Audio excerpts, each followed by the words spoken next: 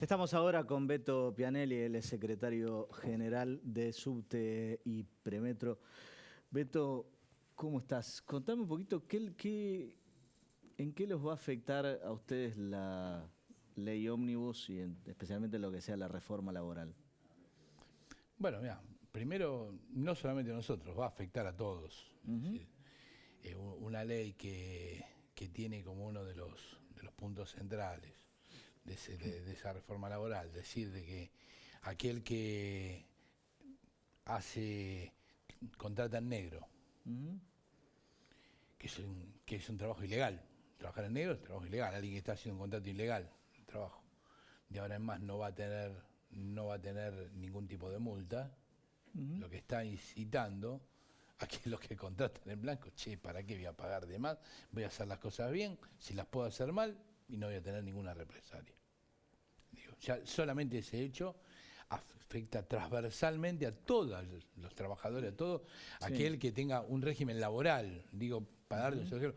Dos, algo que ha afectado, que también, que aparte denota de que no es que están en contra del Estado, sino que quieren un Estado al servicio de un pequeño grupo concentrado de la economía y sobre todo las multinacionales, que hace una reforma tributaria en la cual a las 120.000 personas que más ganan en la Argentina, es un grupo muy selecto, multimillonarios, le bajan 2/3 los impuestos que pagan y le vuelven a poner a los trabajadores que están un poco por encima de la canasta familiar un impuesto a 1 millón y pico de trabajadores, y la recaudación va a ser menor encima, no es que lo hacen para que el Estado tenga temas financieros, sino va a ser menor que la que existe hoy en día.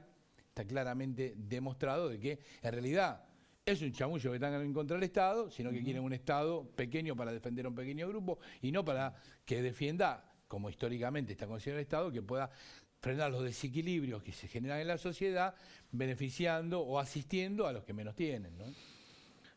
Las tarifas se vienen actualizando considerablemente y me surge el interrogante de ¿esto se ve reflejado en mejoras de condiciones de trabajo, mejoras salariales, algo para ustedes? No, porque esto también tiene que ver con el concepto de lo que en el mundo, porque aparte lo que están planteando no pasa en ningún lado del mundo. En el mundo, por ejemplo, en el caso del transporte, es un servicio. Nunca, ni cuando surgió el transporte público, estuvo entendido como una mercancía, como para ganar dinero, sino lo que generaba era mejorar a otros. Digo, por ejemplo, cuando se hicieron los ferrocarriles era para poder traer a un costo menor mercancías de un lugar para otro, para poder transportar gente que llegue más al trabajo para que rinda mejor, en vez de estar 7, 8 horas caminando para llegar al lugar, que lleguen en 1 hora y que puedan trabajar mejor, más descansados, rendir más, para que un chico pueda ir a estudiar y no tenga que hacer... El transporte público se entiende que es para eso, por ende... Bueno, acá es todo al revés, y para eso es subsidiado, nunca dio ganancia, en ningún lado del mundo da ganancia, al revés, es subsidiado muy fuertemente por todos los estados en todos los lugares del mundo. Esto es así, algunos más, otros menos, siempre para que la gente lo pueda utilizar, lo que puede pagar la gente. Bueno, acá es al revés, lo que vienen haciendo es lo contrario. Imagínate que el subte va a aumentar el 500%, se habla de que el ferrocarril se va a ir a 2.000 pesos el pasaje, eso es lo que están diciendo, que valdría 2.000 pesos el pasaje. Bueno, es imposible de que una persona que venga, digo, la ciudad de Buenos Aires, todos sabemos, hay 4 millones de personas que ingresan todos los días a la ciudad de Buenos Aires para trabajar, que vienen tomando un colectivo, vienen tomando un tren y posiblemente tomen un subte. Bueno, es imposible, no le conviene venir a trabajar. El concepto es que, al revés, reducir que ese transporte público sea usado por menos personas, las que puedan y tengan la capacidad de usarlo, y esto ya lo vimos en la década del 90, que cómo termina esta película es reduciendo los servicios, es decir, porque la gente no viaja, entonces en los 90 hubo una reducción sustancial de los servicios, menos, bueno, ya empieza a haber menos en el ferrocarril, no sé si saben que hay 20-30% menos de servicios, bueno, en el subterráneo... ¿Esa reducción a qué obedece? Obedece que después la gente no viaja, entonces van los trenes vacíos, o los colectivos van vacíos, o los subtes van vacíos, o sea, en el 90 tras el aumento... La depresión, la caída, la recesión, al no haber consumo, al no haber movimiento en la economía, hay gente que no viaja más.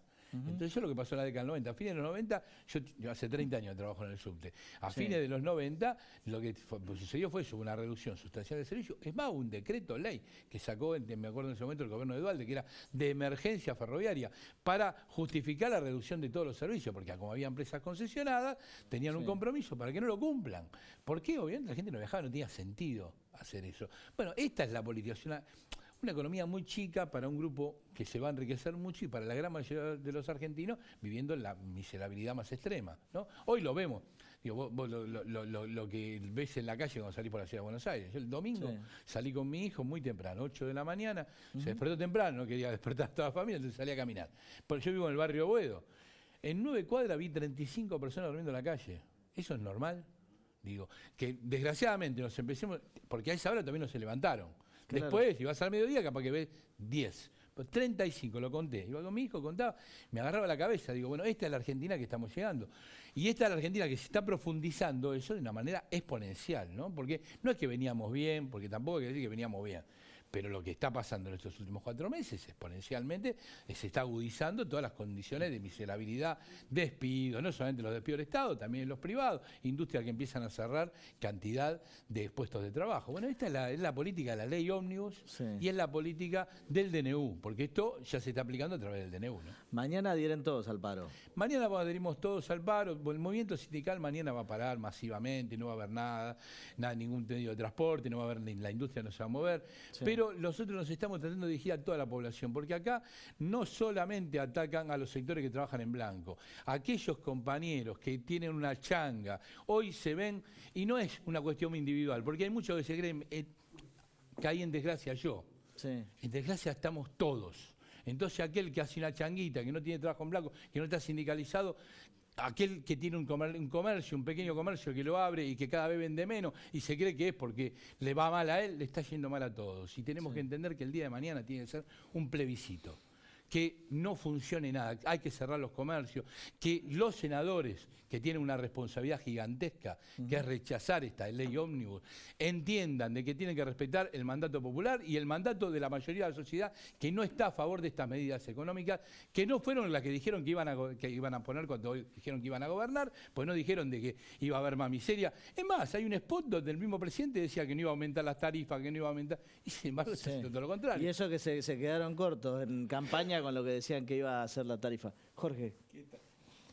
Pensaba lo que dijiste, no voy a hacer un raconto rápido. Años 90, mucho del sindicalismo, yo llamo sindicalismo por ahí dinosaurio, apoyó a Menem.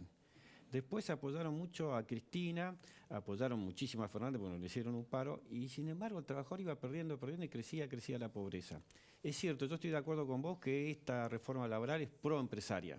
Va a castigar aún más al trabajador, al jubilado. Estoy en contra totalmente, y que sacar las multas roza lo ilegal. Ahora el sindicalismo se tiene que hacer un cuestionamiento. No le criticó a Massa, no le criticó a Fernández. Dejó que la pobreza creciera y el trabajador esté cada vez peor, porque llegamos a un 50% casi de trabajo en negro. ¿Algo tiene que ver el sindicalismo también o no? Yo viajo en subte, lo último te digo, cada vez se viaja peor. Obvio. Bueno, mira, si viajás en subte sabés que nosotros, el gobierno de Alberto Fernández, por ejemplo, el último año hicimos 32 medidas de fuerza. Si viajás en el subte la sabés porque la habrás visto, porque te dimos un volante, o te abrimos un molinete, o un día te dejamos a pata.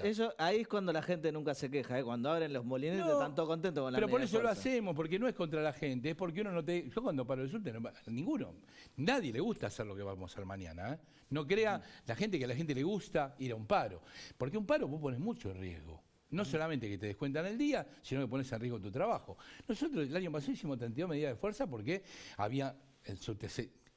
Ahí tiene un problema muy grave para los trabajadores y también para los usuarios, que era el asbesto. El asbesto, sobre todo en la línea B, ¿no? 4 años, todas las líneas, 4 años con esta pelea. Tenés que renovar la flota, nosotros estamos pidiendo que renueve la flota, bueno, por eso viajan todo mal, por eso se quedan los subtes como estos días. Y nosotros hicimos 32 medidas de fuerza, exponiendo, perdiendo plata, porque cada vez que a nosotros nos descuentan, todo lo que hacemos nos descuentan. Procesado, la gran mayoría de nosotros procesados por levantar los molinetes. Lo hacemos por... Ahora, nosotros siempre hemos hecho eso. Con Cristina debemos tener récord de medidas de fuerza. Yo no me refería al sindicalismo del subte, sí. Bueno, sino por al eso general, yo quería ir a eso, mañana. a lo que vos me decís. Puede ser que haya sindicalistas, de hecho en la década del 90 hubo muchos sindicalistas que se transformaron en empresarios, que fueron denunciados, algunos terminaron presos por su accionar y por la virulencia después para que nadie reaccione. Es así, eso es así. Pero eso no descalifica que los objetivos, la necesidad de los trabajadores, porque el sindicalismo no son 4 dirigentes que pueden ser vendidos mañana, como hubo muchos que se vendieron. Si el sindicalismo son 200.000 compañeros que son delegados de base, que son delegados regionales, que son delegados provinciales, que están en la comisión directiva y destinan parte de su vida, parte de su vida que es tiempo, que le dejan a su familia, que dejan a sus haceres, para mejorar las condiciones colectivas de sus compañeros y las individuales, las propias y las de sus compañeros. Y eso es muy loable, eso lo tiene la República Argentina, yo me enorgullece ser parte de ese gran movimiento y obviamente, como en todo gran movimiento, siempre hay 4 o 5 vivos que a veces no hacen lo que tienen que hacer, no responden a lo que tienen que hacer. Así, con todo esto que vos decís, te voy a aclarar de que asumió este gobierno.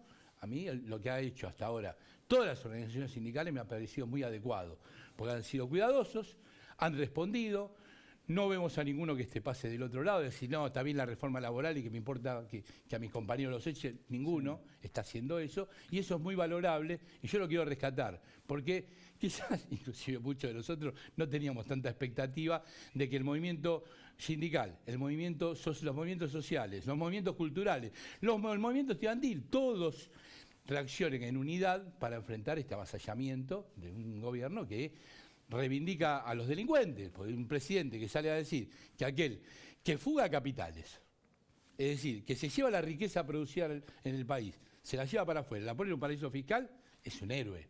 En eso estoy de acuerdo con vos. Delincuente. La última pregunta, ¿la CGT Dale. representa a sindicalistas como vos o a veces representa a los gobiernos?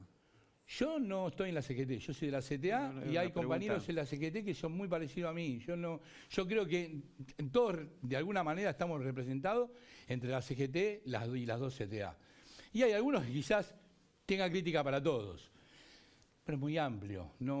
Por eso lo bueno es que hoy estamos todos juntos priorizando los acuerdos y no las diferencias.